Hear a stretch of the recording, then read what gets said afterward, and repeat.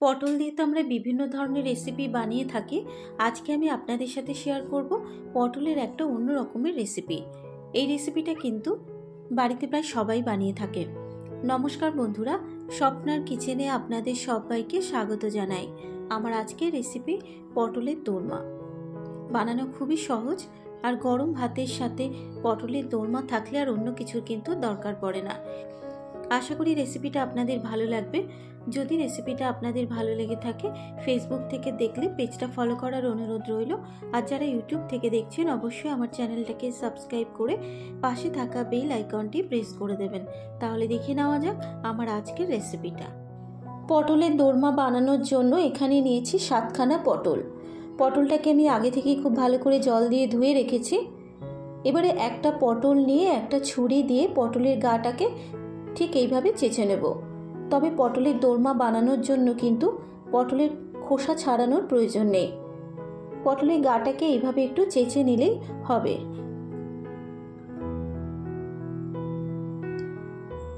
পটলের গাটাকে চেঁচে নেবার পর এবার পটলের পেছন দিকটা আমি অল্প করে ঠিক এইভাবে কেটে নেব। আর সামনের অংশটা অল্প একটু ছেড়ে দিয়ে ঠিক এইভাবে পটলটাকে কেটে নেব। পটলটা কেটে নেবার পর এবার পটলের ভেতরের যে শাঁসালো অংশটা আছে, একটা চামচের পেছন দিয়ে ঠিক এইভাবে শাঁসালো অংশটাকে বের করে নেব। তবে খেয়াল রাখতে হবে পটলের দানাগুলো বের করার সময় পটলের পেছন দিকটা যেন ফুটো না হয়ে যায়।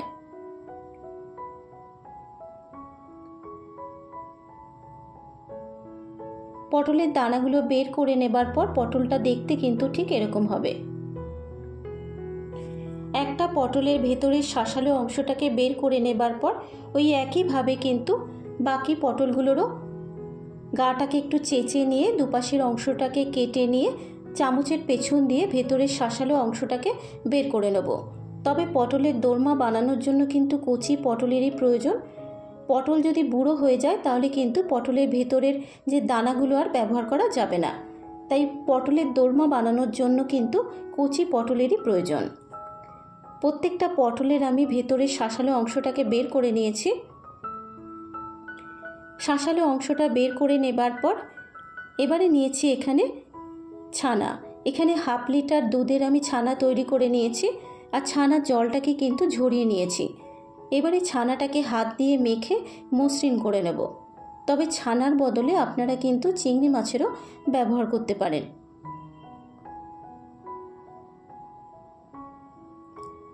2 মিনিট সময় ধরে আমি ছানাটাকে মেখে মসৃণ করে নিলাম।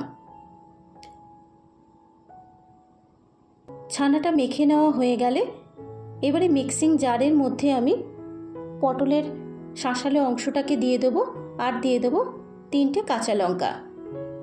এবারে ঢাকনাটাকে বন্ধ করে এর একটা মিহি পেস্ট রেডি করে নেব। ঠিক এরকম একটা মিহি পেস্ট রেডি করে নিতে হবে। এবারে পটলের মধ্যে আমি অল্প পরিমাণ একটু নুন দিয়ে পটলটাকে মেখে নেব। আমি এখানে হলুদ দিচ্ছি না, আপনারা চাইলে অল্প পরিমাণ একটু হলুদও দিতে পারেন।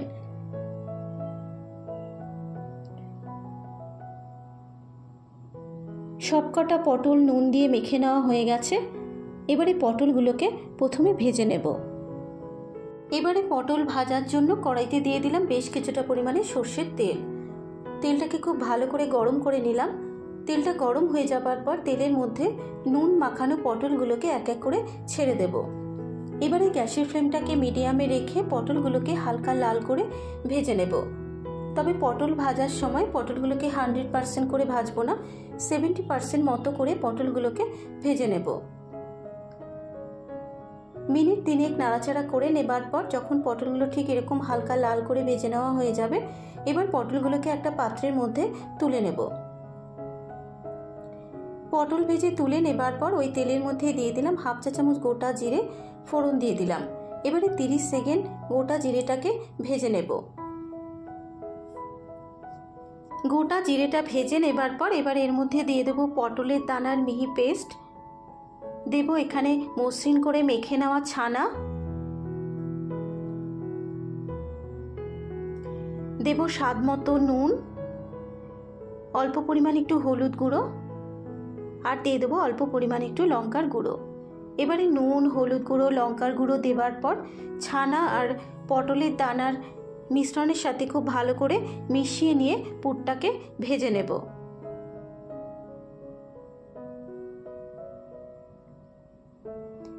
মিনিট 3 সময় ধরে আমি পুরটাকে ভেজে নেবার পর এবার এর মধ্যে দেব হাফ চা চামচ ভাজা মশলা। এখানে গোটা জিরে, গোটা ধনে শুকনো খোলায় ভেজে গুঁড়ো করে নিয়েছিলাম, দিয়ে দিলাম সে ভেজে রাখা মশলা। মশলাটা দেবার পর এবার পুরের সাথে মিশিয়ে নিয়ে খুব ভালো করে পুরটাকে ভেজে নেব। মশলাটা মেশানো হয়ে যাবার পর পুরটা রেডি হয়ে গেছে। আপনারা চাইলে এখানে অল্প পরিমাণে একটু চিনিও দিতে পারেন, আমি আর এখানে চিনি দিলাম না। এবারে পুরটাকে প্লেটে ঢেলে ঠান্ডা করে নেব। পটলটা ঠান্ডা হয়ে যাবার পর এর মধ্যে কিন্তু পুরটাও ঠান্ডা হয়ে গেছে।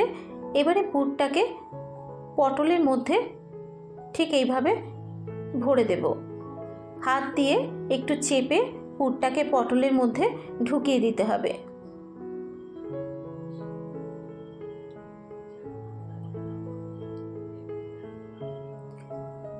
একটা পটলের মধ্যে পুরটা ভরে নেওয়া হয়ে গেছে। এই একইভাবে কিন্তু বাকি পটলের মধ্যে পুরটাকে ঠেসে ভরে দেব।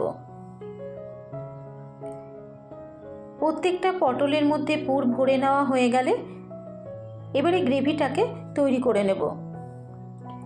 গ্রেভিটা তৈরি করার জন্য কড়াইতে দিয়ে দেবো 2 চা চামচ সর্ষের তেল।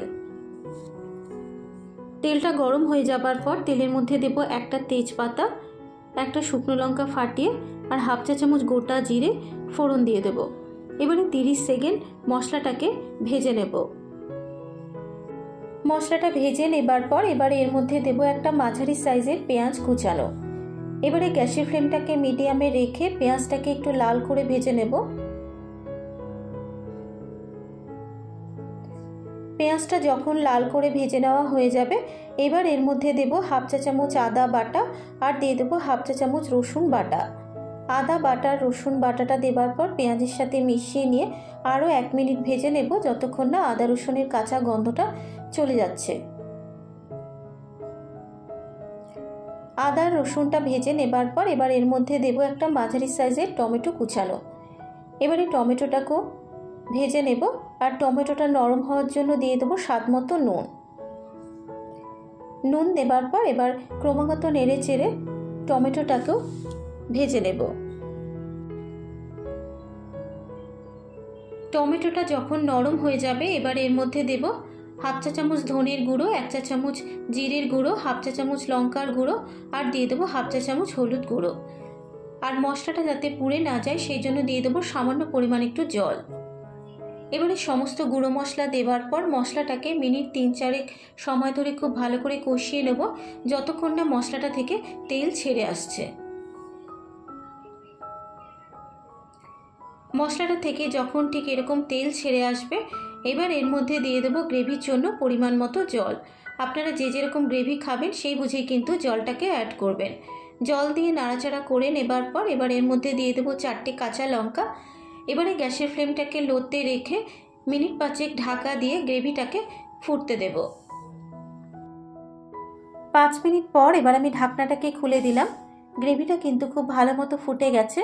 এবার এর মধ্যে দিয়ে দেবো পুর ভরা পটলগুলো।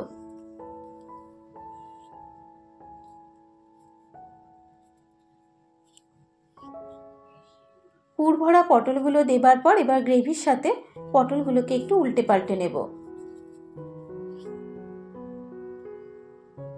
পটলগুলো গ্রেভির সাথে মেশানো হয়ে যাবার পর এবার গ্যাসের ফ্লেমটাকে লোতে রেখে মিনিট 3 ঢাকা দিয়ে পটলগুলো গ্রেভির সাথে ফুটতে দেব। 3 মিনিট হয়ে গেছে, এবার আমি ঢাকনাটাকে খুলে দিয়েছি। এবারে সবশেষে এর মধ্যে দিয়ে দেবো হাফ চা চামচ শাহি গরম মশলার গুঁড়ো। গরম মশলার গুঁড়োটা দেবার পর এবার পটলের দোরমার সাথে খুব ভালো করে মিশিয়ে নেব। আপনারা চাইলে এখানে অল্প পরিমাণে একটু চিনিও দিতে পারেন, আমি আর এখানে চিনি দিলাম না। গরম মশলার গুঁড়োটা যখন মেশানো হয়ে যাবে এবার গ্যাসের ফ্লেমটাকে বন্ধ করে মিনিট 3 ঢাকা দিয়ে স্ট্যান্ডিং টাইমে রেখে দেব।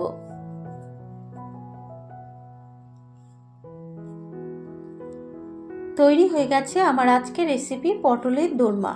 আশা করি রেসিপিটা আপনাদের ভালো লেগেছে। যদি রেসিপিটা আপনাদের ভালো লেগে থাকে অবশ্যই আমাকে কমেন্ট করে জানাতে ভুলবেন না। আজকের মতো এই পর্যন্ত। আবারও হাজির হয়ে যাব অন্য কোনো নতুন রেসিপি নিয়ে। সুস্থ থাকবেন, ভালো থাকবেন। ধন্যবাদ।